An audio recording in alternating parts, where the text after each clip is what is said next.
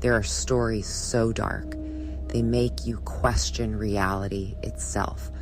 I am the Mistress of Terror, and tonight I will show you 3 such stories, events that defy explanation, places where the line between the living and the dead grows dangerously thin. We'll delve into the chilling history of accusations, trials, and the chilling fates that awaited those branded as different.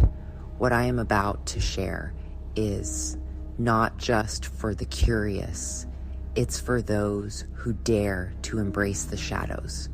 Are you brave enough to join me? Our first story takes us back to the early 1700s, to a woman known as the Witch of Pungo, Grace Sherwood.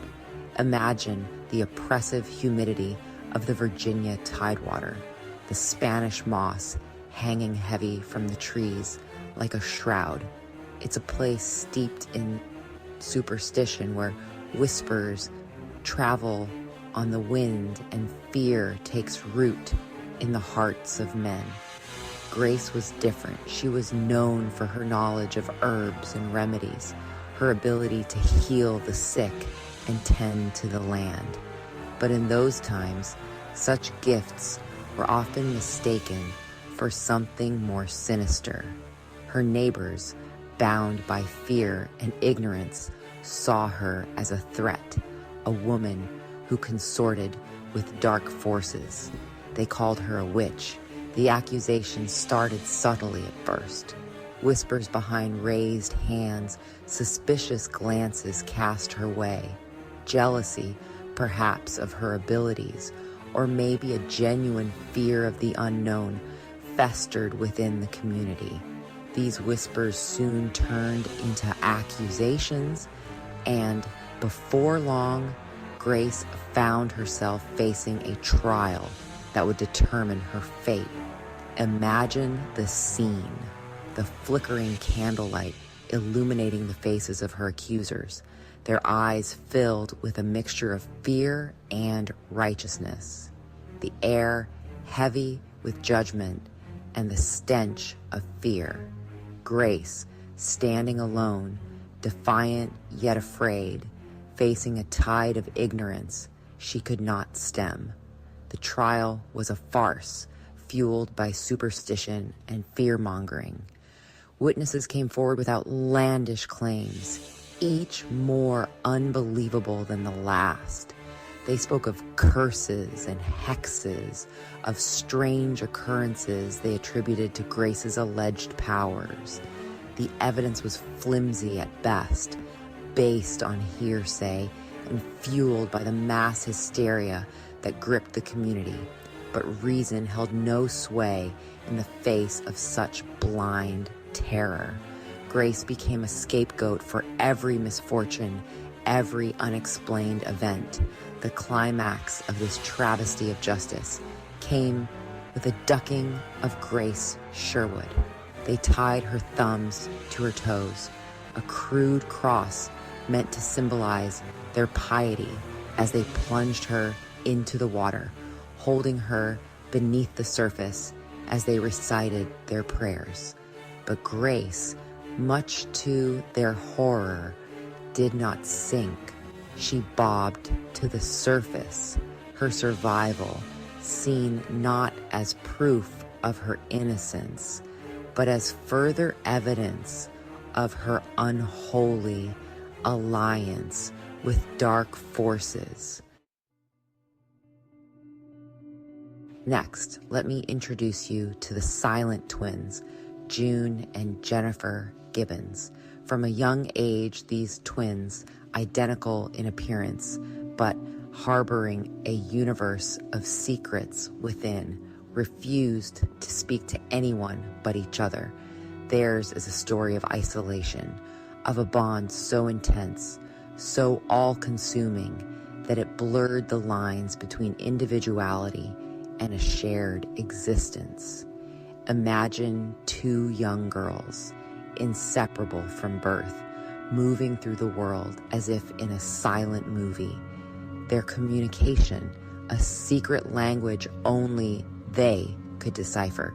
They were a puzzle that fascinated and frustrated those who tried to understand them. Their silence, a wall that no one could penetrate.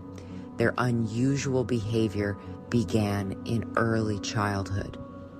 While other children chattered and played, June and Jennifer remained silent, their world a private sanctuary where only they were allowed. Their parents, worried and confused, sought help from doctors and specialists, desperate to unlock the mystery of their daughter's silence. But the more experts they consulted, the more baffled they became. Some theorized that the twins suffered from a rare form of autism. Others suggested it was a psychological response to the trauma of being bullied for being different. But none of the diagnoses felt quite right, and the mystery of the silent twins deepened. As they grew older, their bond intensified, becoming a world unto itself. They created their own language, a secret code of whispers and gestures, further isolating themselves from the outside world. They wrote stories, poems, and plays, filling notebooks with their dark fantasies and secret desires. Their writing revealed a complex and often disturbing inner world. Their stories were filled with violence, death, and the supernatural, a macabre reflection of their own isolation and the turbulent emotions raging beneath the surface of their silence.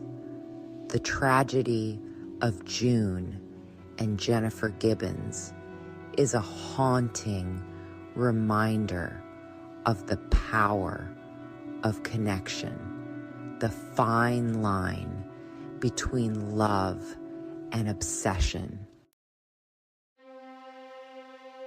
We journey to the frozen wilderness of Russia, where 9 hikers met their fate in the Dyatlov Pass Incident.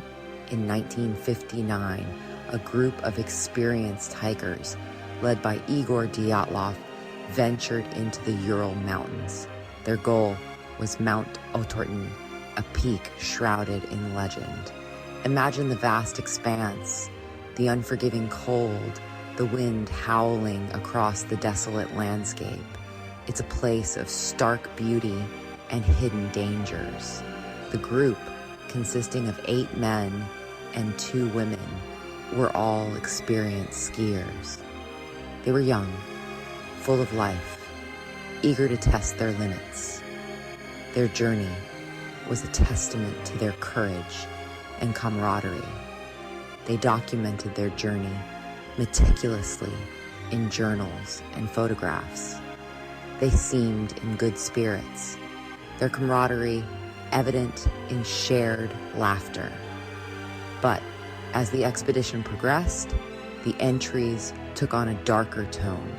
The weather worsened, temperatures plummeted, and the terrain became treacherous. Still, they pressed on, determined to reach their goal. Then, on the night of February 2nd, something went terribly wrong. The details remain shrouded in mystery, but the aftermath was horrific. Weeks later, a search party was dispatched. What they discovered sent chills down their spines. The hiker's tent was found ripped open from the inside. Footprints indicated the hikers had fled in a panic, some barefoot.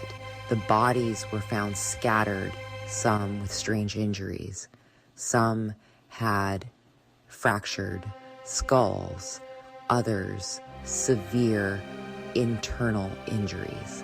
The official explanation was hypothermia and paradoxical undressing, but many found this explanation insufficient. Now, you know, the veil between the living and the dead is thinner than you think. I am the Mistress of Terror, and I have shown you the darkness few dare to witness. The world is full of mysteries, of unexplained events, and chilling tales that send shivers down your spine.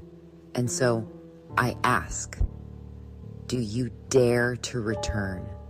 Like and subscribe if you think you can handle more.